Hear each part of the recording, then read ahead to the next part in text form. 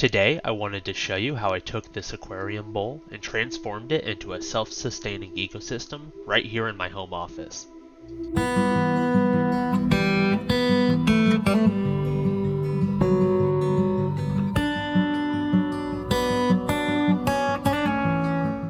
Lately, I've been putting a lot of time into setting up my home office, dialing in the space where I spend most of my day, but it's been missing the plants and life which I've implemented in the other rooms of my house. I wanted to create something that would not only be a calming slice of nature, but also require little maintenance for me, since I already have so many other projects going on. I had this small cabinet from a recent marketplace pickup, and I knew it would be perfect for a small water feature. If you want a low maintenance aquarium, you can't beat a planted shrimp tank, so that's exactly what I decided to do. My goal for this project is a self-sustaining ecosystem bowl, which will only require occasional water top-offs for me and feeding the shrimp. For the bowl itself, I went with a 9-gallon glass aquarium I ordered online. It's a fair size for a project like this, small enough to fit comfortably in my office, but large enough to offer stable water parameters. Underneath the bowl, I'm using a simple computer mouse pad. It gives the bowl a soft base to distribute the weight evenly and reduces the risk of pressure points on the glass. I also enjoyed just the clean look it creates for the bowl. To build the foundation, I added a layer of reused fluval substrate. It's great for providing nutrients for the plants. You could also use aquarium soil or even like a garden topsoil for a similar effect. On top of that, I've capped it with a thick layer of sand. This keeps the look clean and helps trap the nutrients in the lower layer and prevents it from getting up into the water column. I've also sloped the substrate to the back of the bowl to help emphasize the sense of depth.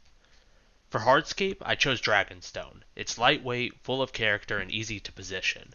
I played around with a few different arrangements, looking for something that would not only look natural, but also support immersed plants, which I'll add later. I've had many aquariums over the years, and I try my best to experiment with new things with each one. I wanted this aquarium to have a unique feature that I've never used before, and that's when I decided what I would use: mangrove trees. These are typically grown in brackish water, but red mangroves can adapt to fresh water when grown immersed. I was curious to see how well they might do, so I went ahead and ordered some off of eBay. The mangroves arrived and they look great.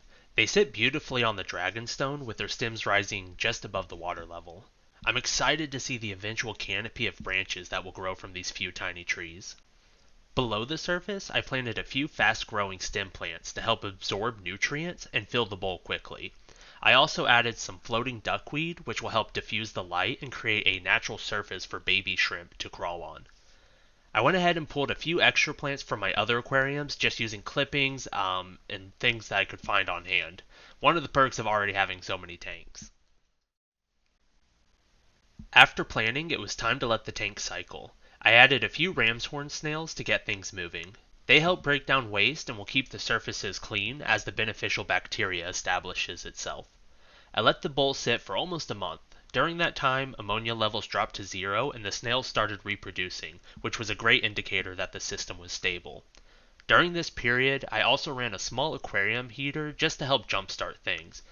I did ultimately decide to remove it, just so I could have a low-tech feel and not see any wires coming out of the bowl. I did make a few small changes along the way. I trimmed a few plants and had to remove some plants that were dying off. But by the end of the month, the bowl was already greener, fuller, and well established. And then, before I knew it, my cherry shrimp had arrived. I acclimated them slowly to the water conditions, and once they were ready, I released them into their new home. They look incredible in the bowl. The bright red color stands out beautifully amongst the plants and stone. There's always something happening with the shrimp grazing, swimming, and exploring every little crevice of the rocks.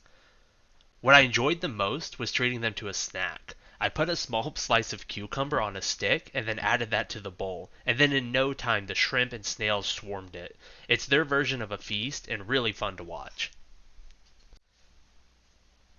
Some more time had passed, and I was struck with an idea on how I could further add to the uniqueness of this setup. Because I had previously made the decision to remove the heater, that meant the bowl was unrestrained and did not have to be stationary. So, I got a turntable to set the bowl on. With the turntable, I'm able to spin the bowl 360 degrees and enjoy every angle of the aquascape.